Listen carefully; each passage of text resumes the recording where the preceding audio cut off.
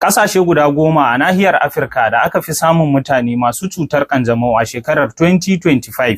A lamba na 10 muna da ƙasar DR Congo, masu cutar ƙanjamau a wannan ƙasar sun kai 500,000 har da 20. A lamba na 9 muna da ƙasar Habasha wato Ethiopia, masu cutar ƙanjamau a wannan ƙasar sun kai 600,000 har da 10. A lamba na 8 muna da ƙasar Malawi, masu cutar ƙanjamau a wannan ƙasar sun kai 900,000 har da 80.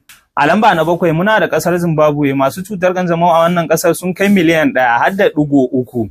A lamba na 6 muna da ƙasar Zambia, wannan ƙasar kuwa masu cutar ƙanjamau sun kai miliyan 1 su ma har da 3.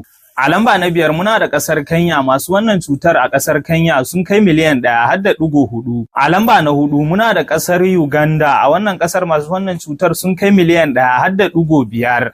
A lamba na 3 muna da ƙasar nan mai albarka wato ƙasar Najeriya, masu wannan cutar sun kai miliyan 1 har da 7. A lamba na 2 muna da ƙasar Mozambique, wannan ƙasar masu wannan cutar sun kai miliyan 2 har da 4. Sai da ƙarshe a lamba na 1 ƙasar da suka fi fama da wannan cutar a nahiyar Afirka baki ɗaya ita ce ƙasar Afirka ta Kudu, masu fama da wannan cutar sun kai miliyan 7 har da 7.